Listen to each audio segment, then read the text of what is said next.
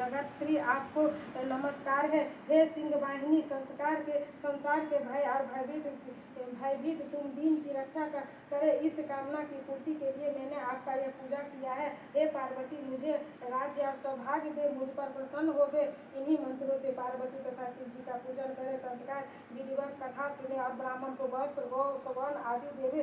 इस प्रकार एकत्रित होकर के स्त्री पुरुष दोनों एक साथ पूजा करे। फिर वस्त्र आदि जो कुछ हो सके उसका संकल्प करे। हे देवी, जो स्त्री इस प्रकार पूजन करती है वो सब पापों से छूट जाती है और उसे 7 जन्मों तक सुख तथा सौभाग्य प्राप्त होता है। जो स्त्री तृतीय तिथि का व्रत न करे, उससे अन्न भक्षण करती है, वह 7 जन्म तक बाध्य रहती है और जो बार बार विधवा होना पड़ता है तथा सदा दलित पुत्र शोक से शोकातुर स्वभाव की लड़कारी सदा दुख भोगने वाली होती है और उपवास न करने वाली स्त्री अंत में घोर नरक में जाती है। मांसाहार करने से, बागनी दही खाने से, बिली मिठाई खाने से, चीटी और सब खाने से, मक्खी तीज को अन्न खाने से, सुकनी फल खाने से, बंदरिया पानी पीने से, जोक दूध पीने से, सांपनी मुसवस होने से, अजगरनी और पति को धोखा देने से मुर्गी होती है। इसीलिए सभी स्त्रियां यह व्रत अवश्य करें। दूसरे दिन स्वर्ण आदि तांबा अथवा बांस के पात्र में अन्न भर करके ब्राह्मण को दान दे और पारण करे।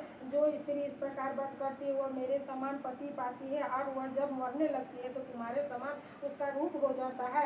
उसे सब प्रकार के सांसारिक भोग और सुजत मुक्ति मिल जाती है। इस हरितालिका की व्रत कथा मात्र सुनने से ही प्राणी को 1000 अश्वमेध और सैकड़ों वाजपेयी यज्ञ करने का फल प्राप्त होता है। देवी, मैंने यह सब व्रतों में उत्तम व्रत बतलाया हूँ जिसे करने से प्राणी सब पापों को छूट जाता है और इसमें कोई संशय नहीं है।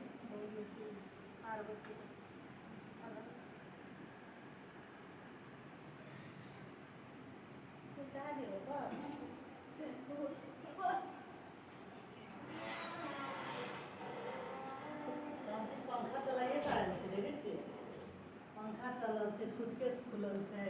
बेटी सुतल है, बेटिया बैसल है उधर तो बैठल तो अभी आयल होते।